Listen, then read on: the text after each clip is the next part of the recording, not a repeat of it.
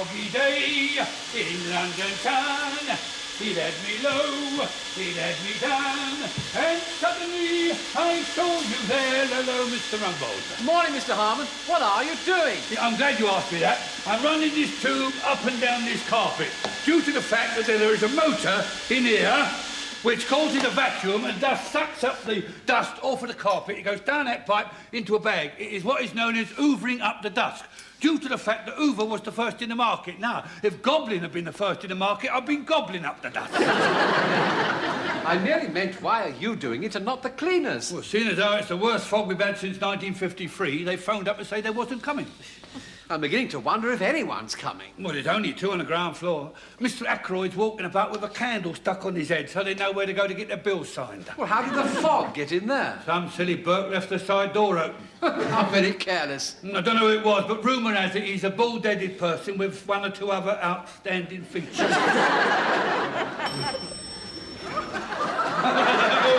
Enter the Demon King. Apparently some idiot left the side door open and filled the place with fog. Yeah, well, the culprit is disguised. That will do, Mr. Harmon. You should be down in the basement. Oh, very well. But first, I am going to the pets department to procure for myself a canary, which I will put in a cage and lower to see if the atmosphere down there is suitable for my respiratory organs. Come on, R2-D2. Well, at least you're here on time, Peacock. Congratulations. Quite by chance.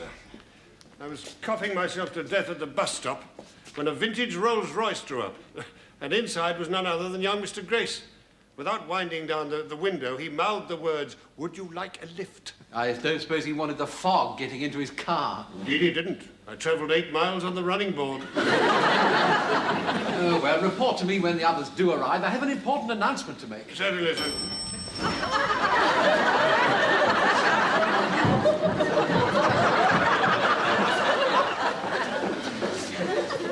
Mr. Lucas, what on earth are you doing in that?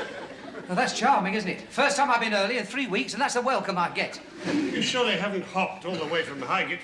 I couldn't get home last night because of the fog, so I spent the night in the camping departments. Unfortunately, the zip is stuck. Oh, here, look, get out of this thing. Look, there, the store's open. Oh.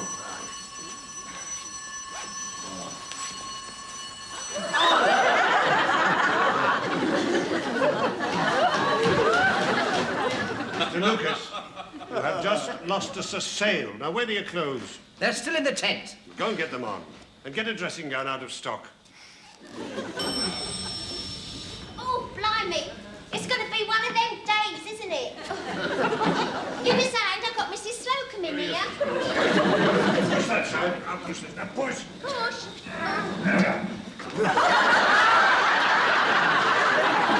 It's all clear in here, Mrs. Slocum. Ooh, what about this fog?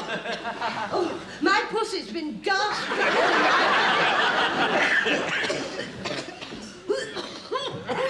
Oh, and as for me bronchials... It's a good thing you had your gas mask. I had it during the war, you know. 1418. If you're going to have one of your witty days, I'm going home.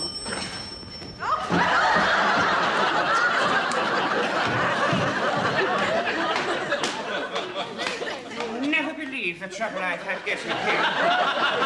Mr. Humphries, you haven't come through the streets like that. Well, only as far as Tower Bridge. The buses aren't running. So I got into my gear, I went down to the bottom of the garden, waved bye-bye to my mother and jumped in the canal. I thought I'll turn right at the sluice and come in with the tide. Apart from a bit of a fracas with a boy at Battersea. B-U-O-Y. It was quite an uneventful trip. Till I got picked up by the river police on their arse dick. A-S-D-I-C, full stop. Apparently I was given a very strange reading, so they hauled me in, peeled my suit off, showed me to the sergeant, who took one look at me and said, "We don't keep tiddlers," and threw me back. What are you doing? I've just put new batteries in your stress indicator. Have they worn out already? Yes. You must be getting very excited recently, you naughty boy. Well, it's that secretary of mine. Yes. Well, let's see if your equipment's working properly. Are you ready for the test? Yes. Funny, I should be flashing. Hold on a minute. Try again. Are you all right, Mr. Grace? I'm all right. Lucky they're only my reading glasses. Mr. Reese, you asked me to get Mr. Rumbold. Well, he's on the line. You're looking very pretty this morning. Oh. Thank you very much, sir. How about dinner tonight? Oh, thank you very much, sir. Do you want my wife as well? What are you going on about, Rumbold? I said, do you want my wife? You'd do anything to get on in this firm. Have got a slight problem, sir. The perfume display from the Bliss people has arrived, but the Bliss girl, who was supposed to serve behind the counter, hasn't. Well, use your initiative. Oh, right, sir. What shall I do? Get somebody else. The Bliss people are paying us £50 a day. We don't want to lose that. You sent for me? Oh, yes. Unplug my charger, will you? We don't want to waste electricity.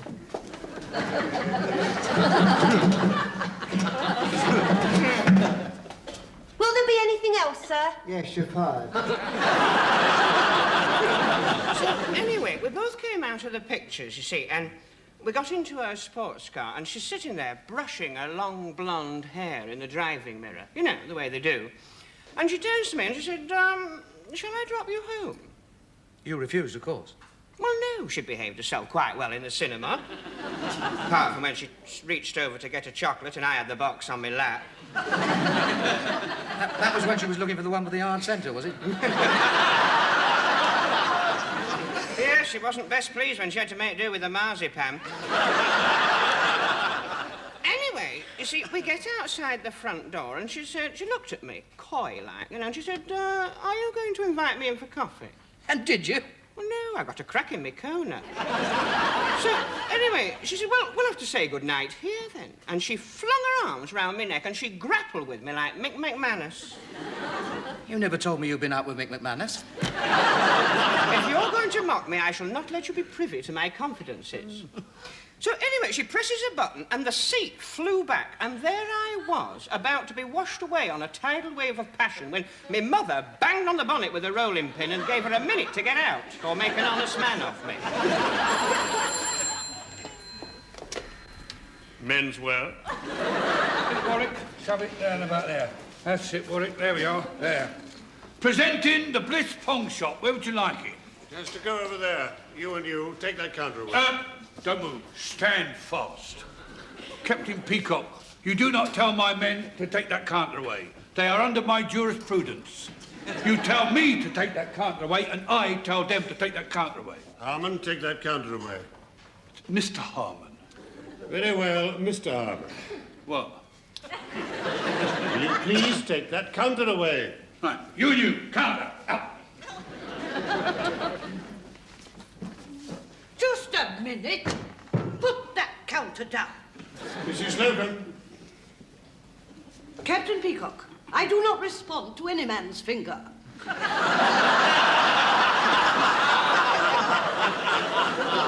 know, I used to have an aunt that said that. Maiden aunt. Mrs. Slocum. It is my understood prerogative as floor walker to summon any of my subordinates if I wish to give them my instructions. Now, will you please accede to my request? In a word, not on your Nelly. It's exciting, isn't it? You can feel the tension mounting. Mrs. Slocum, I shall count to 5, and if you have not complied, then I shall make an adverse entry in my book. 2 of them should get sent off. 1, 2, 3, 4, 4.5. 5. Mrs. Slocum, truculent and impertinent. Captain Peacock, I may have been truculent, but I was certainly not impertinent. I've already entered impertinent in my book. Oh, well, in that case. Now,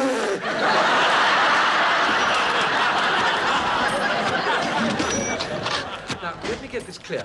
You wiggled your finger at Mrs. Slocum. I did not wiggle it, sir. I did that.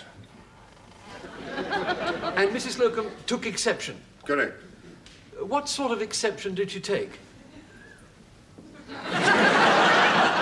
Dare you, Peacock? I asked you a perfectly civil question. I was merely illustrating the gesture that Mrs. Slocum made to me.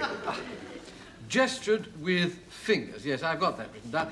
Were there any witnesses to this sign? Well, we only saw it from a distance. For all I know, she might have only used one finger. Mr. Humphries, did you see her raising 2 fingers? Oh, yes. As a matter of fact, I thought she was doing it to me. She often does. What, as an inflammatory sign? No, to save 2 seats for the canteen. So Captain Peacock might have misinterpreted this gesture. Yes. Are there any other complaints concerning Mrs. Slocum? Now, the next complaint I have against her is that she made a noise I objected to. What sort of noise?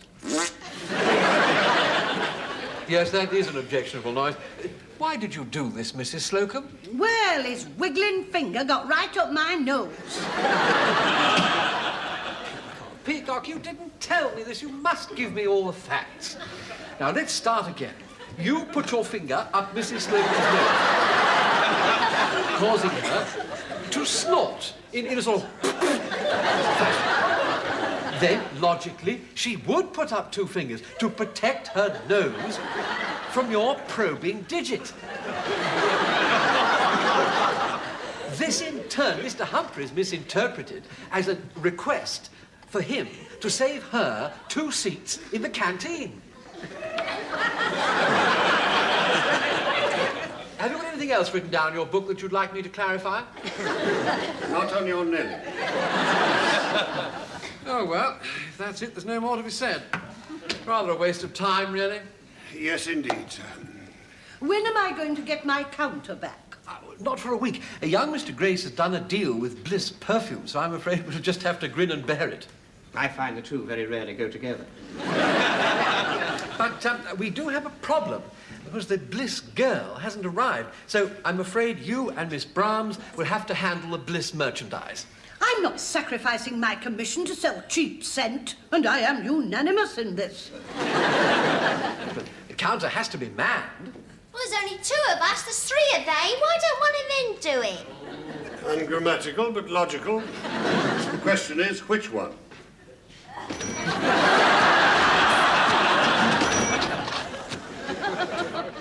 Cool, what a pong. I have to test it if I'm going to sell it. What about that secret rendezvous? Ooh, it wouldn't be easy to have a secret rendezvous wearing that. Everybody would know you'd been there. Lady and the Tramp. A bit more tramp than lady. Here, What's that? gay divorce. Oh, I don't like that. Oh, we'll cancel that out. Paul, what's that? Butch Cassidy. Ooh, don't they smell awful when they all get together? Do you know, my old headmaster would give a fortune to smell me now. He'd say, I knew, I told you.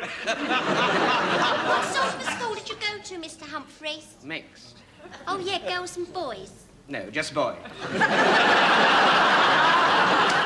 Mr. Lucas, I'm just going to have a word with Captain Peacock. Will you take over from me? Certainly, Mr. Tibbs. Stephen, are you free? At the moment, Mr. Tebbs.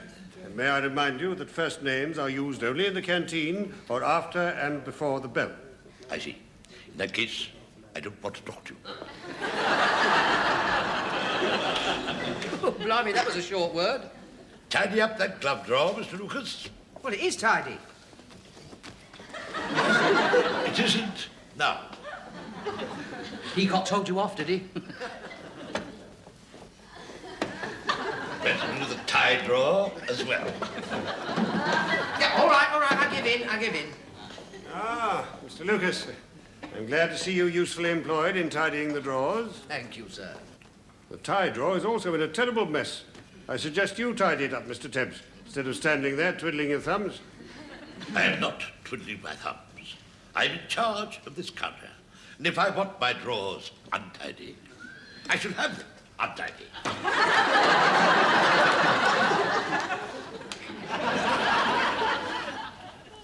Now, let me get this clear. There's been yet another fracas on the floor. One thing I want to get straight right away. Did Captain Peacock put his finger up your nose? No, of course he didn't. Well, then what caused you to lose your temper? He was sticking his nose into my business. Noses do come into it. I thought so. There's always a common factor, you know. This whole dispute is caused by the perfume counter. And what's perfume associated with? Noses. Quite extraordinary. It's because Mr. Humphries is on the perfume counter and unable to exercise his tidy influence on Mr. Tebb's counter. It's got nothing to do with tidiness, Mr. Rumbold.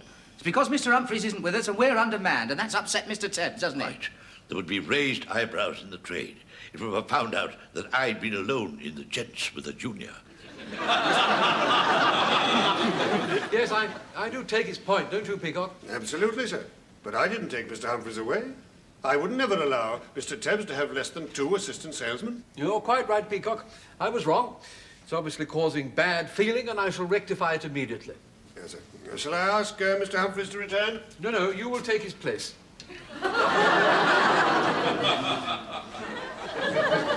I will take his place. That's what I said. I must protest. No, it's not a matter for discussion. I've made a decision. I'm not taking over as senior salesman serving behind the men's counter. Oh, quite correct. You are taking over Mr. Humphries' position as assistant salesman under Mr. Tebbs. I'll show you the ropes. You better sign for your tape and chalk. If this gets into the Floorwalkers Gazette, he'll be ruined. Let me get one thing straight. Mr. Lucas will still be under me, will he not? Of course. Good. This way, madam. We'll try it on in the fitting room. It's just behind that curtain there. Take over, Mr. Humphries. Yes, Mrs. Slocum.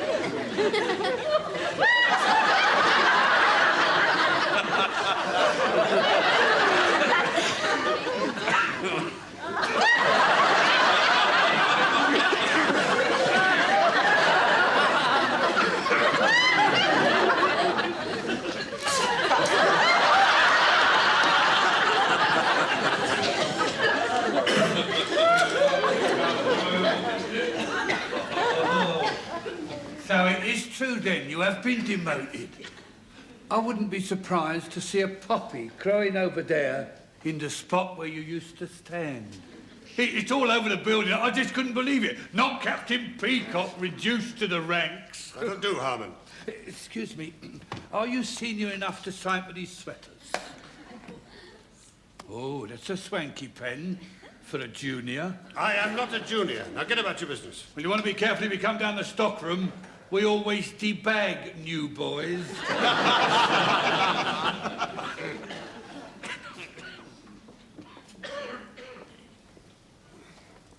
What are you doing, Steve?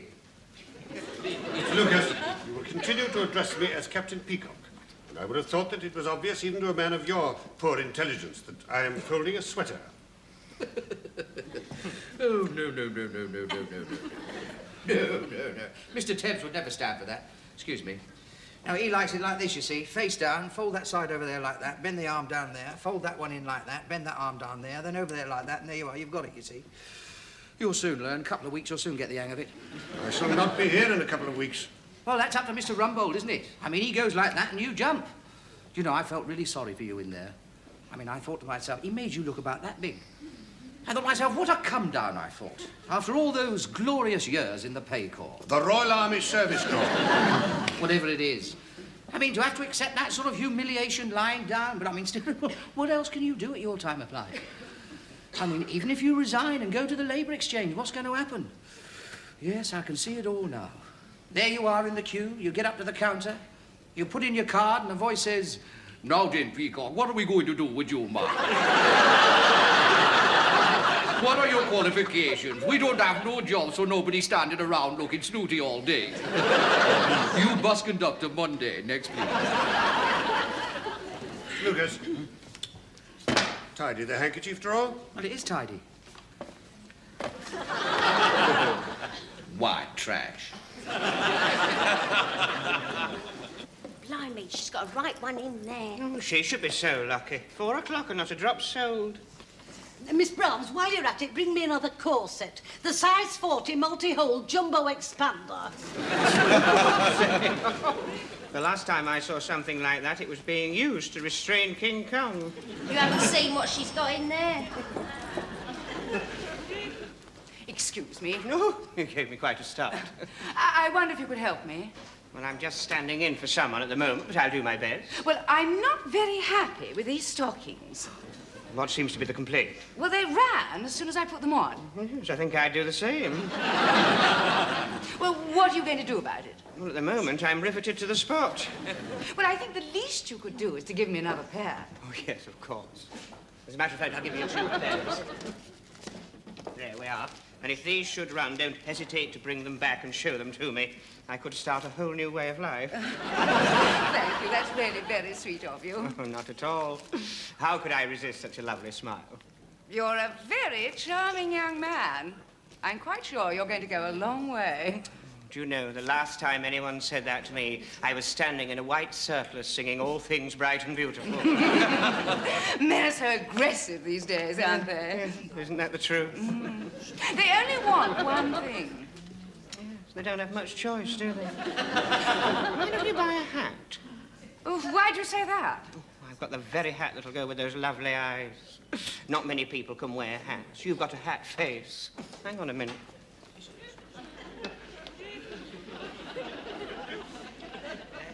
About that.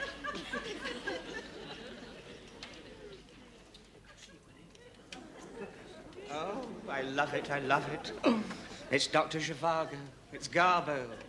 It's Orient Express. It's reduced. I like it, I'll have it. It's all on my husband's account anyway. Oh, in that case, why don't you treat yourself to a coat? Look at this. I don't suppose he'll be able to afford it, but let's just slip it on for fun. Oh, just the feel of it does something for me. Oh, yes, I find that the same. £3,000? You'll have a heart attack. Well, fortunately, it is black. Have you got a long mirror? Well, I'm afraid it's engaged at the moment. Oh. Well, would you mind trying it on? Then I can stand back and look. Not at all. As you can see, it's got the lovely high collar, very haute couture, deep pockets, a nice full back, note the swell. And of course, with the high heels, you get that lovely bounce. Do you know, I'm really very tempted. Mr. Humphries, what do you think you're doing? Madam has practically decided to take this with her. But it's £3,000. I know, and I'm having a commission. Not if I can persuade her to have something else, you're not. Good afternoon, madam. Are you being served, madam? Oh, blimey! Miss Brahms, bring the fox. Which one? The 3,000 knicker one. I am the senior sales lady. I'm so sorry I wasn't here to help you. Oh, that's quite all right. I've been very well looked after. Yes. Now, how about this, madam? Why don't you try this on before you make up your mind? Well, do you mind trying it on? It gives me a better idea. Well, certainly, madam. Give me a hand, Miss Browns. Oh, drat, the lining's gone. Come here. You see, this is a casual, wrap-round style. Very easy to get on and off. Where's my hand gone? It's in the lining. What do you think? You look like a cross between Nelson and Basil Brush. Well, I'm not really sure about the colour. Do you know, I'm rather sold on the black. Get me that one, the one at the end.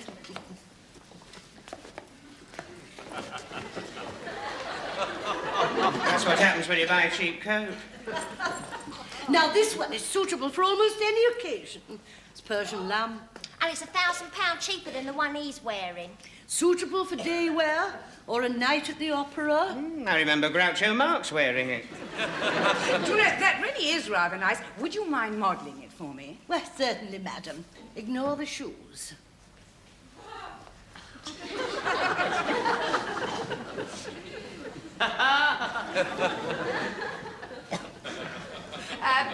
Could I see yours again? Sir.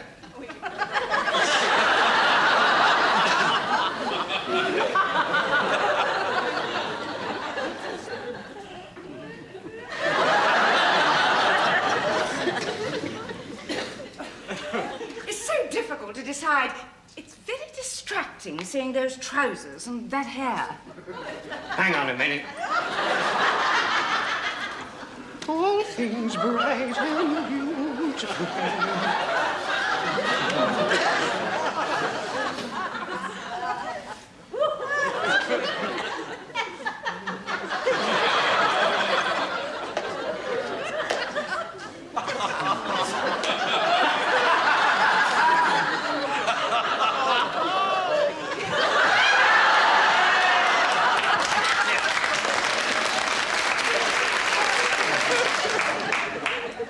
I love it. Look, here's my card. Charge it and send it round. Good afternoon. Good afternoon. Drat. Hello, everybody. Young Mr. Grace. Oh, good afternoon, Mr. Good afternoon, Mr. Grace. Good afternoon, Peter. You've been demoted, I see. Purely a temporary measure, sir. You've been scribbling on the walls again. That humorous cartoon, sir, was 15 years ago. I thought he got your ears very well. Was that the new girl from Bliss? No, sir, that's not the Bliss girl. She couldn't get here because of the fog. Said very attractive substitute. Have you got a boyfriend? Not at the moment. I've got a table at Romano's with caviar and a snap-up dinner. Would you care to join me? Well, it is Monday and my mother's only got cottage pie. That's settled then.